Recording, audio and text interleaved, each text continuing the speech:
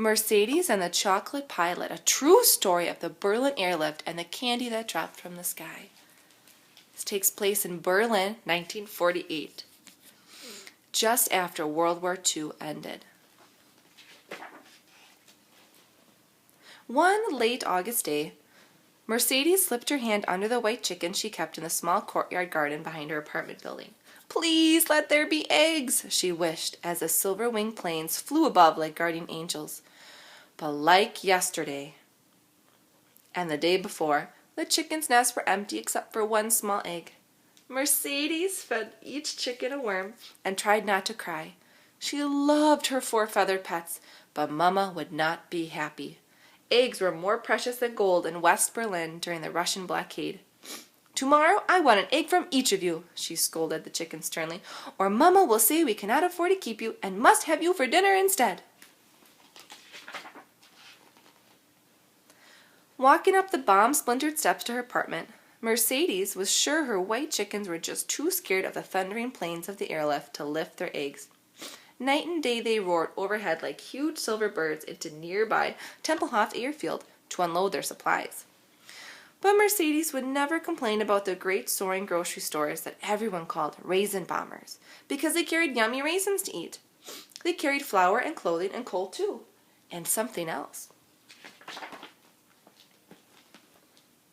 One day, Mama read her newspaper story about the candy that came from the planes. The story told about the wonderful American chocolate pilot, Lieutenant Gale Halverson. Every day he rained down streets on the children who cheered the planes landing on Tempelhof's runway. As Mama read, Mercedes learned how the tall, friendly pilot had talked with these children one day at the fence near the runway's end. The children didn't ask him for candy, Mama read, only sweet freedom. Still, before he had to go, he searched his pocket for gum, but he found only 2 sticks, and there were 30 children. "What did he do, Mama?" Mercedes asked. "He split the sticks for 4 lucky children," Mama read, "and the others tore slivers of the foil to smell as their sweet treats." Then, even though he knew he could get in terrible trouble, the pilot promised the children he would drop gum and candy to them from his plane the next day. He stretched out his arms and told them to look for the wiggle of his plane's wings. That night the pilot made small candy-filled parachutes from handkerchiefs, Mama read on, and dropped them in secret to the children at the airfield the next day. He made 3 candy drops after that, before his troubles began.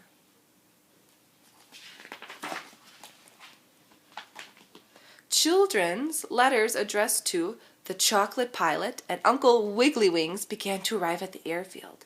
Then a candy bar almost hit a reporter on his head. And the colonel in charge at Tempelhof read about the pilot's secret in the newspaper. He was caught. "Did the colonel yell at him?" Mercedes asked. But Mama laughed and said, "Only a little." Then he shook his hand and told him to keep dropping and keep him informed. "But won't he run out of candy?" Mercedes asked, anxiously, but Mama laughed again. "People from all over America now send the pilot handkerchiefs for parachutes, and so much candy that it fills 2 large railroad boxcars." Mercedes heaved a sigh of relief. "Oh, may I go catch some candy at Tempelhof too, Mama?" she asked hopefully. "Not by yourself. The streets are too dangerous with soldiers and rubble everywhere, but I promise to take you to the airfield soon to see the chocolate pilot," she said, hugging Mercedes close to her. Mercedes smelled the smoky scent that still lingered in Mama's blue dress from the time when the bombs had fallen during the war. She knew Mama cried quietly at night for Papa, who hadn't come back from the fighting. "Don't worry, Mama. I'll stay close when we go," she said. "I'll even walk with my toes in your shadow, except when I run for our candy," she added happily. A few weeks later, as Mama promised, Mercedes stood at the airfield fence with the other hopeful children. Above her, thundering planes dropped out of the clouds, shaking the ground at her feet. Then a great cheer came up from the children when they spotted the wiggle of the chocolate pilot's wings. Suddenly, many small white parachutes floated down like marshmallow clouds. Mercedes ran excitedly with the other children, with her hands stretched high to capture the prize in the sky. But at the very last second, a large boy nearby reached up a little higher and grabbed the parachute drifting toward her. And oh, the look in his eyes as he bit into the silky smooth chocolate. It was all Mercedes could think about the whole sad way home. That night, listening to the sound of the plane's engines above her home, Mercedes wiped at tears. If only she had caught the chocolate, it wouldn't matter if the chickens laid eggs. The candy would make her mama so happy. But what could she do? Then Mercedes remembered from the newspaper that children wrote letters to the chocolate pilot. With the moon as her lamp, she got out of bed to write one too. Carefully, as she had learned in school, she penned, "Dear Chocolate Pilot, we live near the airfield at Tempelhof, and our chickens think your airplanes are chicken hawks, so they become frightened when you fly over to land. They run and shelter, and some molt with no more eggs from them. It is a big problem for us. We need the eggs. But when you fly over the garden and see the white chickens, please drop some candy there, and all will be okay. I don't care if you scare them. Your little friend, Mercedes." Frau Simon mailed Mercedes' letter the next day, quietly keeping the thought behind her lips that such a busy pilot didn't have time to make every child's dream come true. But Mercedes now waited in the garden with the white chickens every day, wishing on each angle plane above for her candy to fall from the sky. Returning to the Air Force Base in Frankfurt, where he slept and ate between his 3 round-trip flights into Berlin each day, Lieutenant Gale Halverson put down a handful of letters on his cot. It was late October. For months now, children's letters with crayon-colored drawings arrived for him from all over Berlin. Each week, the many letters were translated by 2 German secretaries and given to Lieutenant Halverson. A few got his personal reply, but all the letters touched his heart. Some even made Lieutenant Halverson laugh till he cried. A 9-year-old boy, Peter Zimmerman, wrote the chocolate pilot his legs were too short to run fast for the candy, so he drew him a map to his house and instructed, "Fly along the big canal. At the second bridge, turn left. I live in the bombed-out house in the corner. I'll be in the backyard every day at 2 p.m. Drop it there." Lieutenant Halverson tried to find Peter's house from the sky, but when he couldn't, he boxed up candy bars and gum and sent them to Peter's address by West Berlin post. But not before he'd heard from Peter again saying, "No chocolate yet, you're a pilot. I gave you a map. How did you guys win the war anyway?" Now on this late October day, Lieutenant Halverson quietly opened today's letter. One by one he read them, and then he lingered over a letter from a little girl with white chickens in her courtyard garden. He smiled and laughed and fought back a tear as he read, "We need the eggs, but when you fly over the garden and see the white chickens, please drop some candy there, and all will be okay. Your little friend, Mercedes." Lieutenant Halverson softly rubbed his head. His little friend's sweet hope was as fragile as the eggs and as precious to him as the white chickens were to her. But would he ever find the garden with the chickens? Even with Peter's map, he couldn't find his yard by the canal. As October days passed into November, a thick, soupy fog began to blanket Berlin's skies. Walking home with Mama, Mercedes prayed the pilots would be safe today.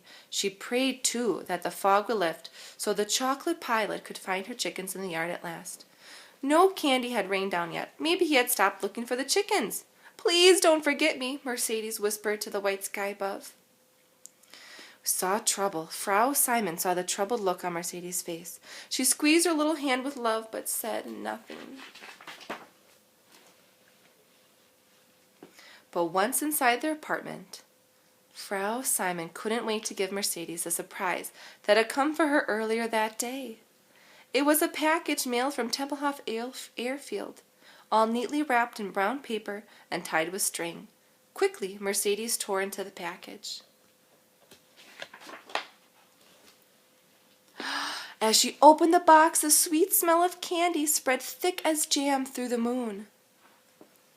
Chocolate bars, packs of white and green mint gum, pink bubble gum too, and lifesaver rolls colored like the rainbow. Her chocolate pilot had found her at last. Mercedes saw Mama blinking back happy tears. She gave her a thick chocolate bar to eat and chose a creamy bar with nuts and caramel nugget for herself.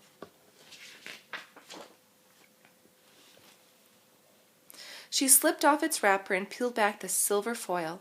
Little by little she bit into the dark sweetness, letting the smooth taste melt away on her tongue. With each silky bite, she closed her eyes for a second as if she had just tasted heaven. Inside the box was a letter for Mercedes. "Thank you for your small letter. Not every day I fly over your home, but surely often. I didn't know that there lived such a nice little girl there. If I could fly a few rounds, I surely would find the garden with the white chickens. But for this there is not enough time. I hope that, though, that what this is in this letter, I give you a little bit of joy. Your chocolate uncle, Gail Halverson. The memory of this day would stay with her for the rest of her life. A few months later, in January of 1949, Lieutenant Halverson thought of little Mercedes and Peter Zimmerman and all the children in Berlin as he flew out of Tempelhof for the very last time. It didn't seem possible that his 7-month tour of duty in the Berlin airlift had ended. He was sad to go, but as the clouds parted toward America, he smiled, knowing his candy drops to the children would go on with the help of trusted pilot friends. What Lieutenant Halverson didn't know that day was that his story in Berlin wasn't over.